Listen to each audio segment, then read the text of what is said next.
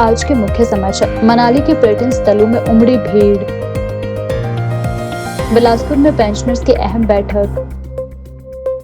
चुनाव टालने के बहाने बंद करे प्रदेश सरकार, रणधीर शर्मा। विधानसभा शीत सत्र से पहले भाजपा विधायकों का प्रदर्शन। सांसद संजना जाटव ने राजीव भवन में ली प्रेस वार्ता। नामान सयाल की शहादत पर पूरे क्षेत्र में शोक। संजौली में हिंदू संघर्ष समिति का सशस्त्र पूजन। शीत सत्र के दूसरे दिन सरकार विपक्ष में तीखी नोकझोंक। अब समाचार विस्तार से।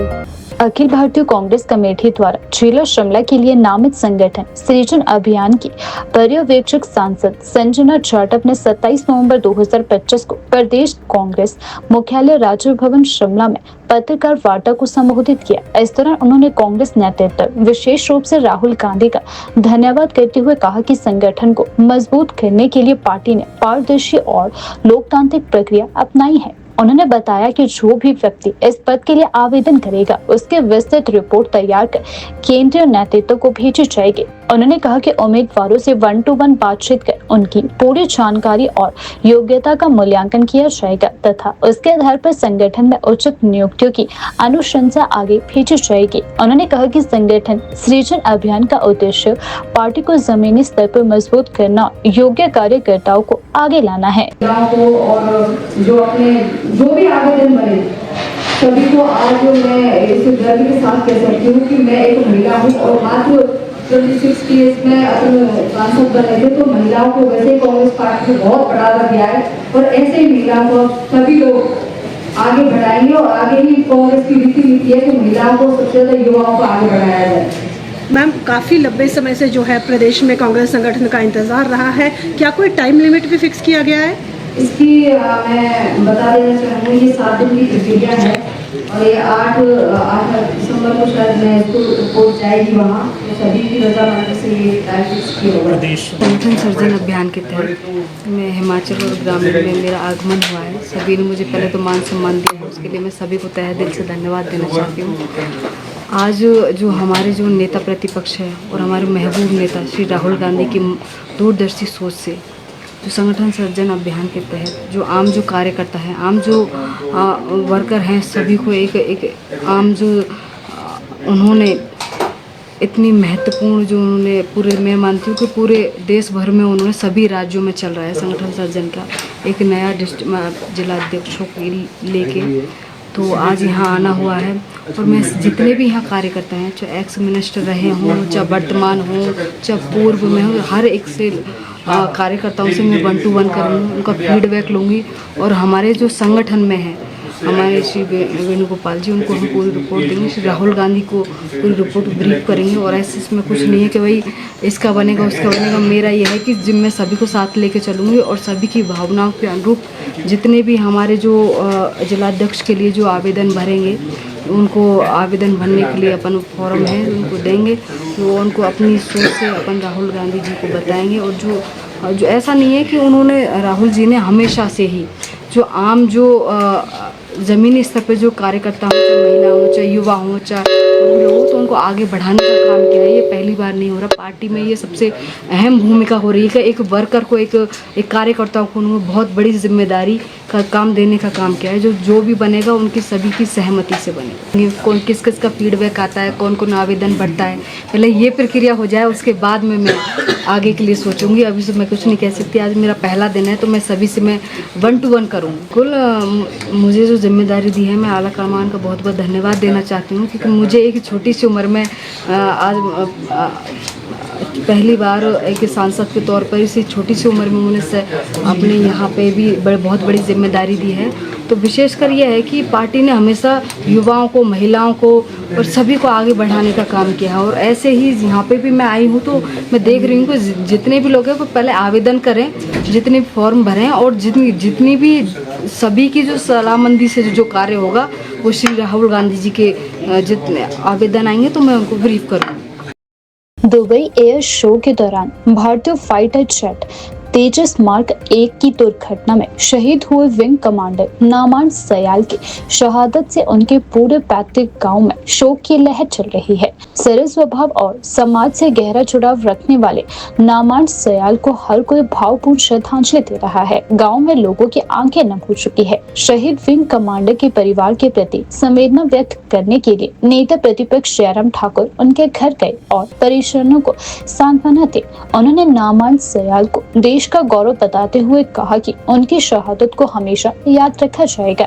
इसके बाद मुख्यमंत्री सुखविंदर सिंह सुक्खू, कैबिनेट मंत्री और विधायक गण भी शहीद के घर पहुंचे और परिजनों से मिलकर अपनी संवेदनाएं प्रकट की। उन्होंने कहा कि राष्ट्रीय विंग कमांडर नामान सयाल के सर्वोच्च बलिदान को हम नमन करते हैं और दुख की इस घड़ी में सरकार परिवार के साथ खड़ी है। पूरा क्षेत्र आज अपने वीर सपूत के खोने के दुख में एकजुट हो चुका है। एक बहुत ही दुखद घटना में सेना के हमारे विंग कमांडर नमाज जी नहीं रहे और निश्चित रूप से ये हम सब के लिए बहुत बड़ी दुख की खबर है। परिवार के लिए तो है ही है, लेकिन वो देश के लिए, देश की सेना में थे, देश के लिए काम करते थे और एक बहुत बड़ा, इसको मैं कह सकता हूँ, एक बलिदान जो उन्होंने देश के लिए किया है। ये हिमाचल प्रदेश, इस देवभूमि की सभी जनता के लिए एक बहुत बड़ी बात है। मेरी ओर से परिवार वालों को सबको संवेदनाएं और उनके बलिदान को हम सब लोग स्मरण करें और ईश्वर परिवार को उस दुख को सहन करने की शक्ति दे। सड़क मरम्मत कार्य के चलते रोहतांग दर्रा पर्यटकों के लिए 1-2 दिन बंद रहने वाला है। बीआरओ ने मरम्मत के लिए दर्रे को 2 दिन तक बंद रखने का फैसला लिया है। रोहतांग नहीं जा पाने के कारण बड़ी संख्या में पर्यटकों ने मनाली और आसपास के अन्य पर्यटन स्थलों का रुख किया, जिससे पूरे क्षेत्र में खूब चहल पहल देखने को मिली। रोहतांग बंद होने का असर स्पष्ट दिखा। मनाली के मॉल रोड, सोलंग नाला, लाहौल के सिरसू और कोकसर में पर्यटकों का मेला लग चुका है।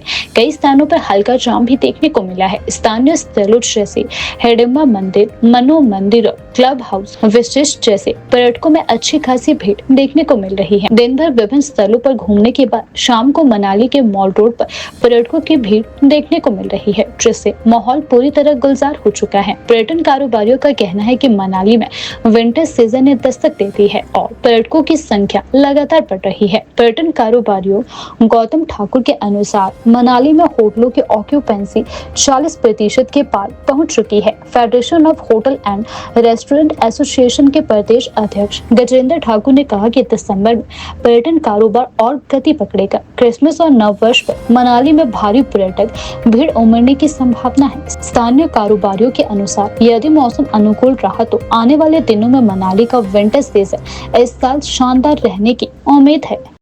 शिमला की संजौली क्षेत्र में हिंदू संघर्ष समिति ने आत्म रक्षा के संदेश के साथ सशस्त्र पूजन का आयोजन किया। समिति के अध्यक्ष विजय कुमार और कार्यकर्ता मदन ठाकुर ने कार्यक्रम के दौरान सरकार से मांग करते हुए कहा कि संजौली में स्थित कथित अवैध मस्जिद के बिजली और पानी की सप्लाई को जल्द से जल्द बंद किया जाए। समिति ने यह भी अपील की है कि शुक्रवार को संबंधित स्थल पर नमाज न पढ़ी जाए और लोग किसी वैध मस्जिद या अपने घर पर ही नमाज अदा करें।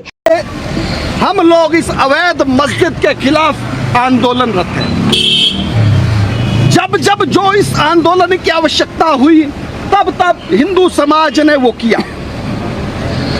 जब आवश्यकता महसूस हुई कि हिमाचल प्रदेश की सरकार हिंदुओं के साथ छल करने जा रही है, षड्यंत्र करने जा रही है, माननीय न्यायालय के ऑर्डर को सेटिस्फाइड करने के लिए एक विधेयक लाने की तैयारी हो रही है, तो हम लोगों ने आमरण अनशन शुरू कर दिया ताकि सरकार पे दबाव पड़े। सरकार बैकफुट पे आई। जिन मांगों को लेकर हमने ये अनशन शुरू किया, बीते शुक्रवार को प्रशासन के साथ उन मांगों पे सहमति बनी।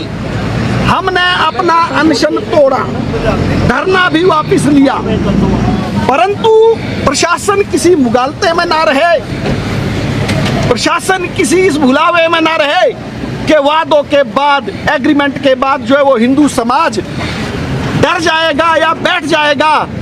अब वह सनातन का समाज है, वह सनातनी है कि जो किसी भुलावे में नहीं आने वाले, किसी छलावे में नहीं आने वाले।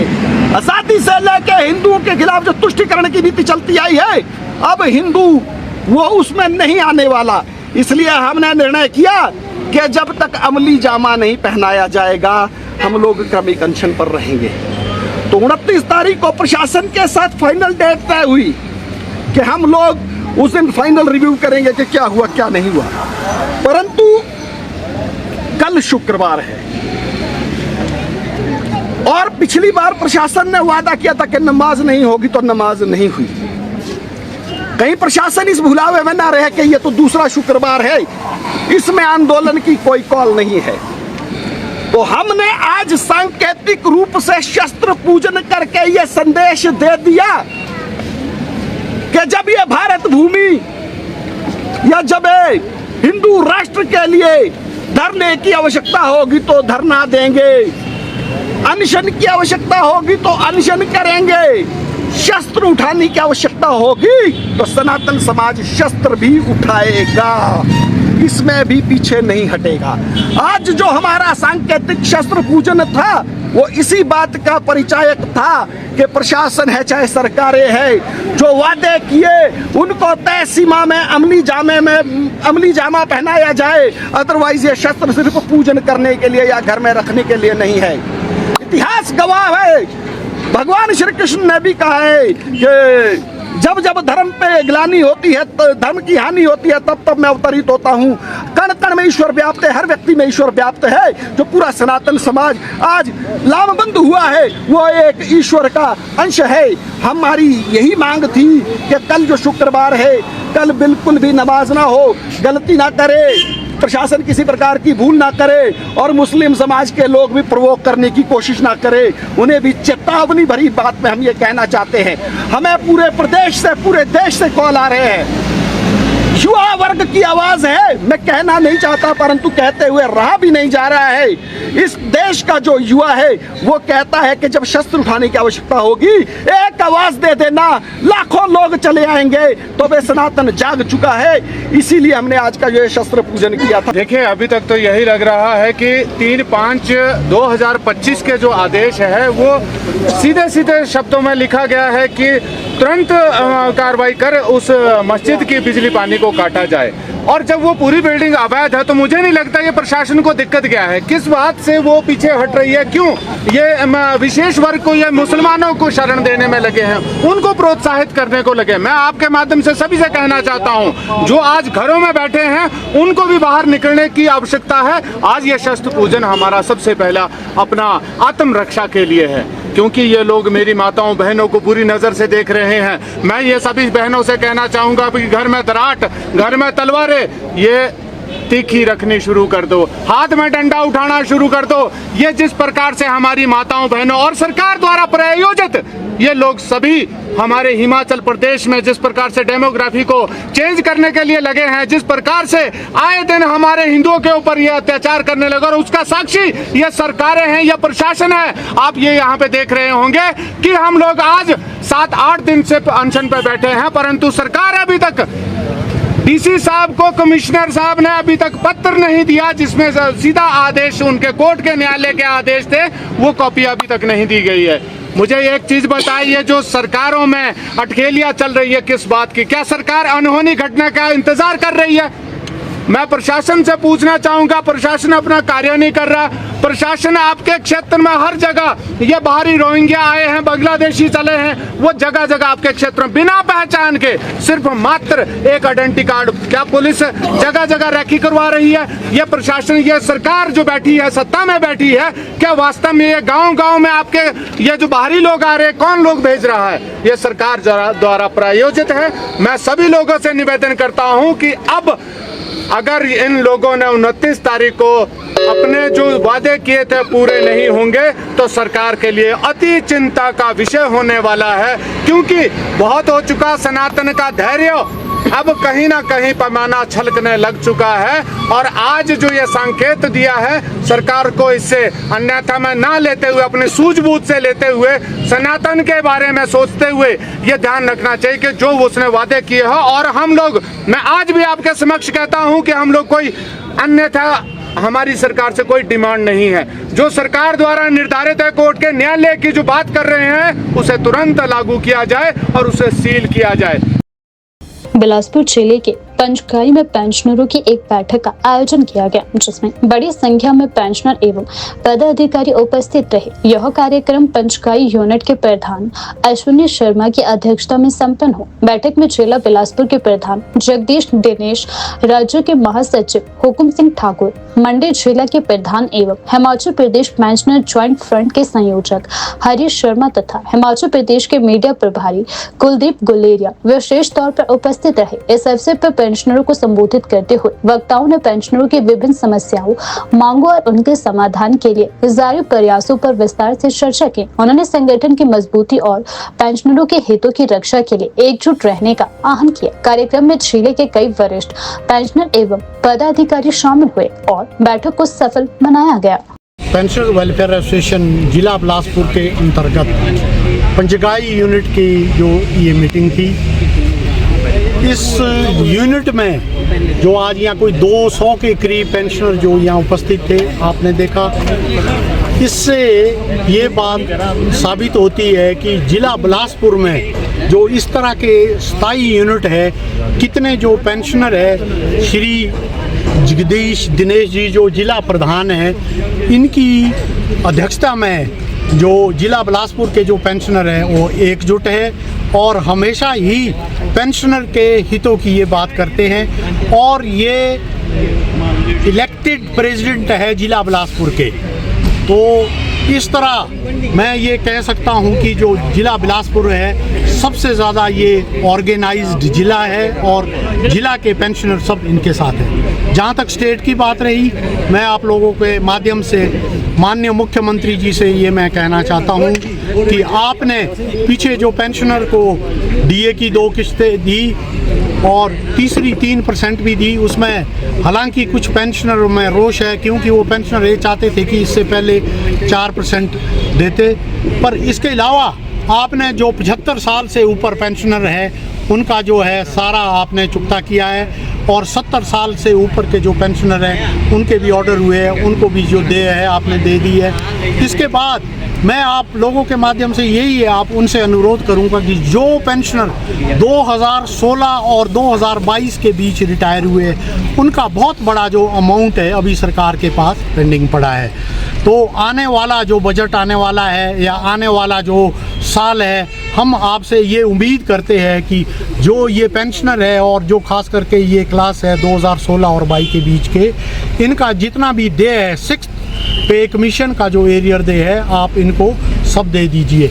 इसके अलावा हमारे जो डीए अभी 13% अभी डीए ड्यू है और पिछले भी जो डीए का जो एरियर है आपके पास जो पेंडिंग पड़ा है, अगले बजट में आप प्रावधान कीजिए कि पेंशनर के लिए जो डीए है उसका जो पिछला एरियर है वो देने की कृपा करें और जो अगला हमारा 13% जो डीए अभी है उसको भी देने की कृपा करें। इसके अलावा मेडिकल जो है हमारे उसके करोड़ों के बिल पेंडिंग पड़े हुए हैं। उम्र के इस पड़ाव में जितने भी हमारे सीनियर पेंशनर सब बीमार होते हैं और ख़ास करके और कुछ एक बीमारियां ऐसे लगती है इस एज में कि जिससे कि अगर आपके ने कल को कोई मानो बाईपास करनी है या किसी के जो आपके गोडे हैं वो ट्रांसप्लांट होने वो लाखों रुपया लगता है।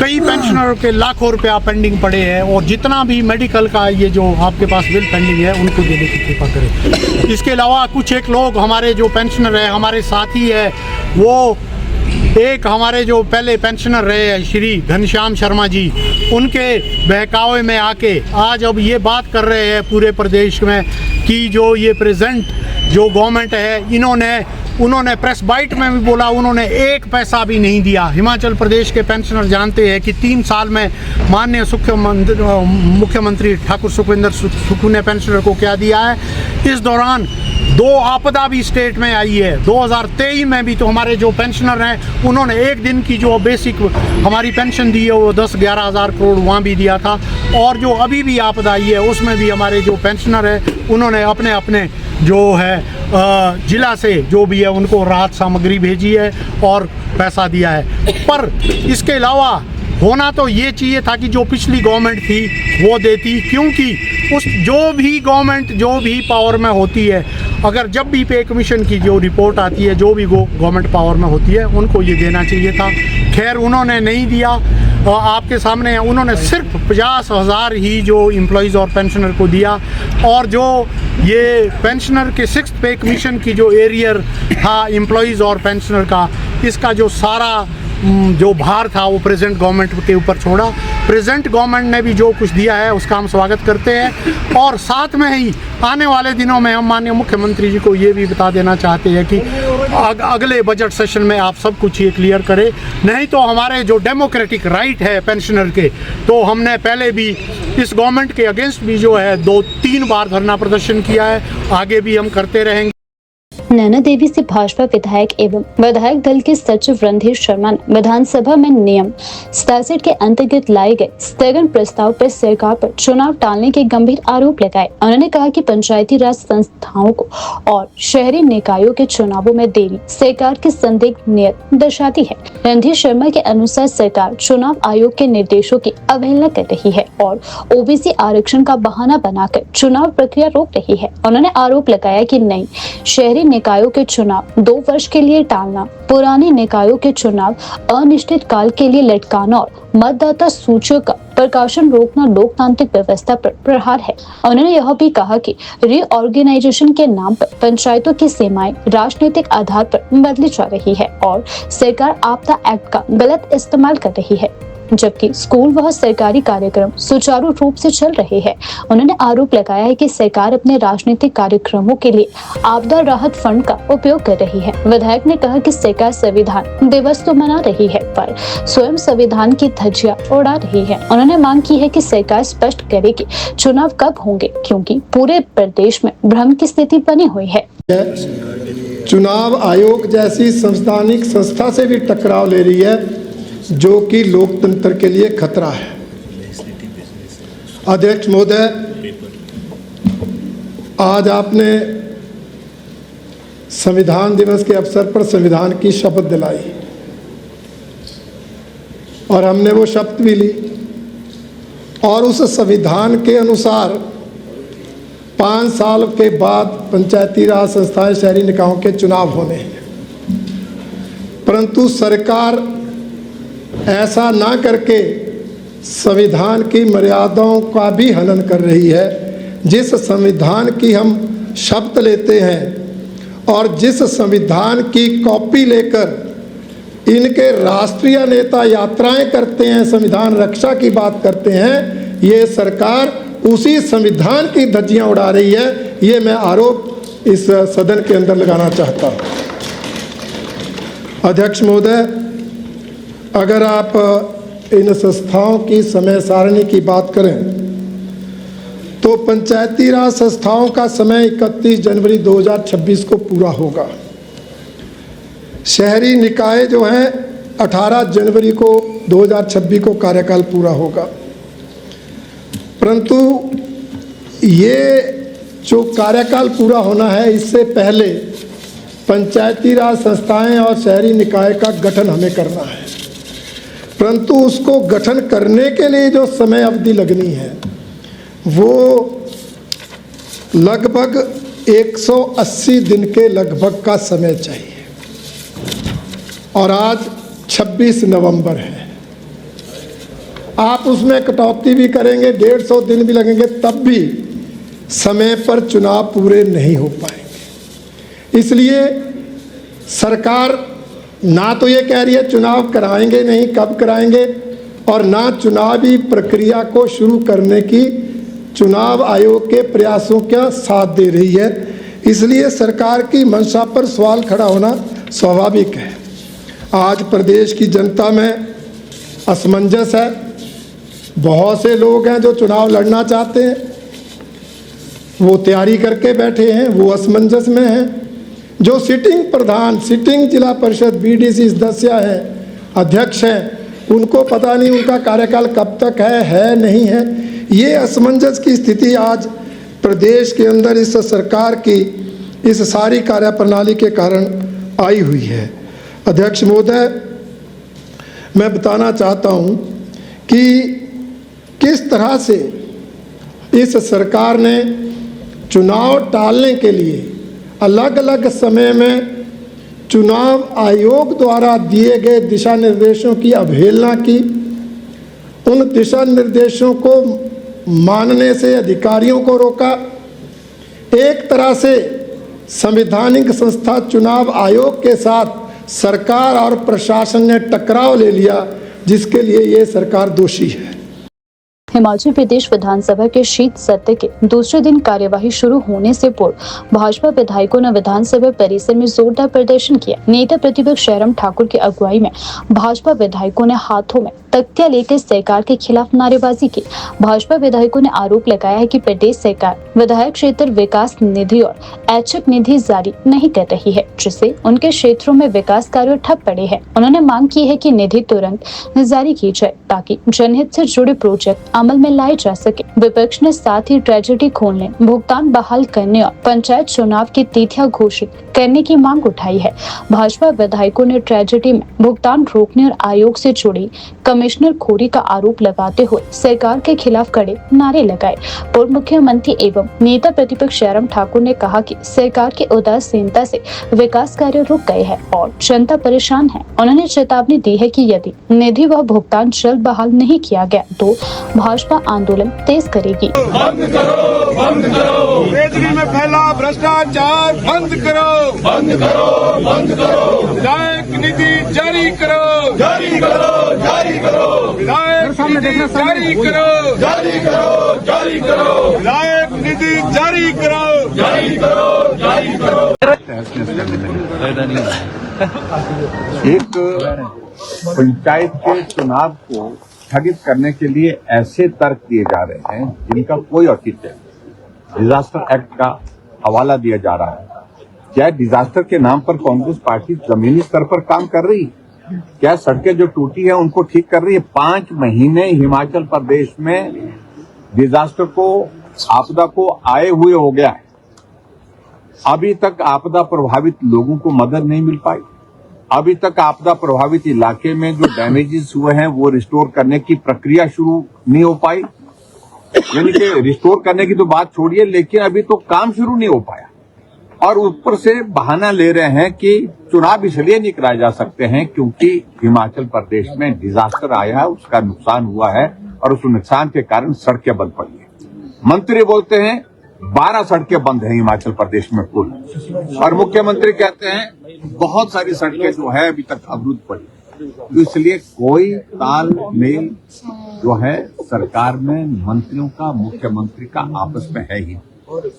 और दूसरी बात जो इम्पोर्टेंट बात जो है, इसलिए हमने कहा कि अब कम से कम संवैधानिक व्यवस्थाओं को इस प्रकार से बर्बाद नहीं होने देंगे। पंचायत के चुनाव समय पर करेंगे, और समय पर इसलिए नहीं करा रहे हैं क्योंकि उनको मालूम पड़ रहा है परिणाम आएगा, हारेंगे, बुरी तरह से हारेंगे। इस डर के मारे वो चुनाव खरीद करने की कोशिश करेंगे।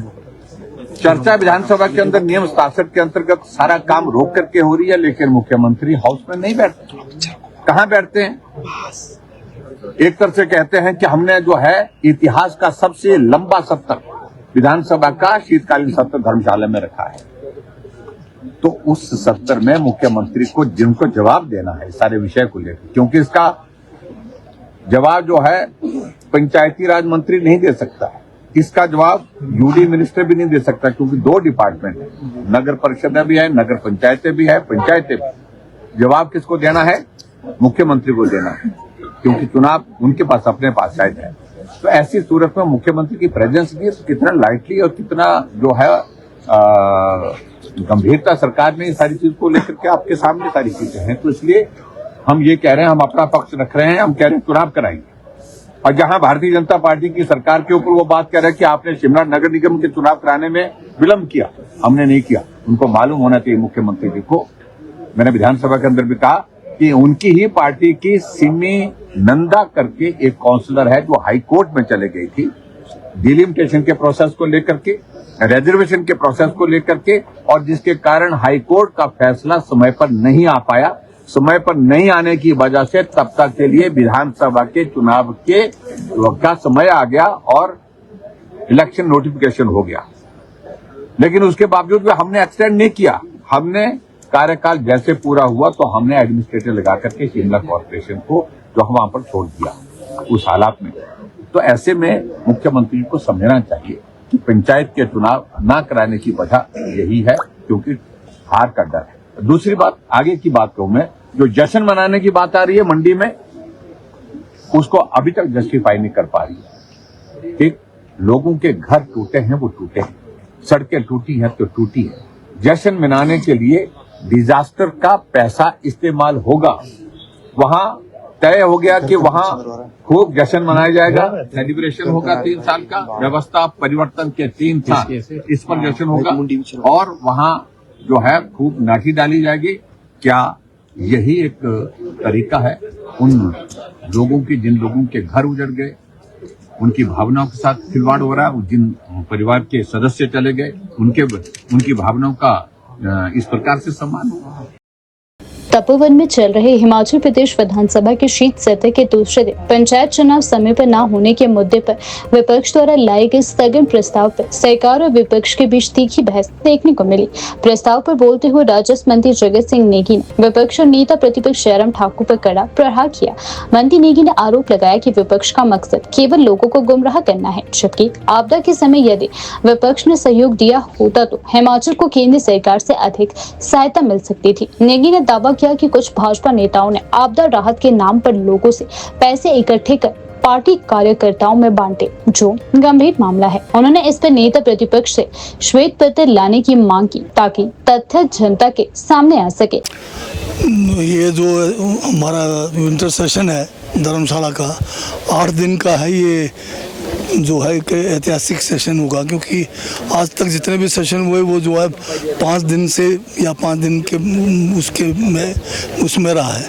तो ये 8 दिन का जो है बहुत बड़ा सेशन होना है विंटर का, और इसमें विपक्ष के लिए और पक्ष के लिए सबको अपनी बात रखने का, हर मान्य सदस्यों को अपनी बात रखने का पूरा मौका है। और जहाँ तक हम लोग की बात आप कर रहे हैं, विपक्ष के पास हमला करने को बचा ही क्या इनके पास, ये खुद जो है बैकफुट पर हैं। अब इनके बड़े बड़े नेता सारे जो है आप देख रहे हैं कि जो एक बेटी बचाओ वाली बात होती है, अब तो बेटी इनसे बचाना पढ़ाओ वाली बात है, बेटी बचाओ की बात हो रही है। पिछले बार भी इसके ऊपर जो है बहुत लंबी चर्चा रही आपदा को लेके। इनके पास तो था कुछ नहीं, जब हम जवाब देने बैठे ये निकल के भाग गए, क्योंकि अगर इनके पास कुछ होता तो तब ये अंदर बैठते। तो ये जाके केवल बाहर आके जो सुर्खियों में रहने का एक ड्रामा रचते हैं, बाकी इनके पास कोई जो है ठोस जो है तथ्य इनके पास नहीं है। जहाँ तक ये जो लॉ एंड ऑर्डर की बात है, लॉ एंड ऑर्डर तो खराब इन्होंने कर दिया है। आज इनके सभी किस्म के नेता जो हैं इसमें फंसे हुए हैं, भ्रष्टाचार में और यौन उत्पीड़न में फंसे हुए हैं। इससे बड़ा लॉ एंड ऑर्डर क्या हुआ, इनके खिलाफ करना पड़ेगा हमें कार्रवाई। तो जो भी प्रस्ताव लाना चाहे कोई रोक नहीं है, ये कोई ऐसा थोड़ी है कि यहाँ पर किसी किस्म की बंदिश लगी या कोई इमरजेंसी लगा है। जो भी प्रस्ताव लाएंगे उस पर कानूनन जो भी नियम है विधानसभा के उसके तहत चर्चा होगी। पिछले बार भी ये सदन प्रस्ताव लाया पर चर्चा के बाद भाग गई है। सरकार कहीं नहीं भाग रही है, यहाँ पर जो है डिज़ास्टर एक्ट लगा हुआ है। डिज़ास्टर एक्ट लगे हुए उस सिचुएशन में जो है ये अगर हमारे पंचायत के इलेक्शंस अगर पोस्टपोन भी होते हैं तो कोई बड़ी बात नहीं है। पहले तो हमें जो है लोगों को राहत देना है, ये खुद ही कह रहे हैं। आपने कई बार सुना होगा इनके नेता क्या कह रहे हैं कि अभी तक जो है सड़कें नहीं खुली है। तो अगर सड़कें नहीं खुली खुद कह रहे हैं तो फिर हम भी तो ठीक कह रहे हैं कि कुछ इलाकों में सड़कें नहीं खुली है, इसलिए जो है अभी डिज़ास्टर का एक्ट भी जारी है और हमें आपदा प्रबंधन करना है। उसको पहले करके बाद में चुनाव करेंगे। चुनाव तो हमने कभी नहीं टाला है, चुनाव होंगे ज़रूर, आवश्यक होंगे, संवैधानिक उसमें करने हमारी वो है बाध्यता है उसमें।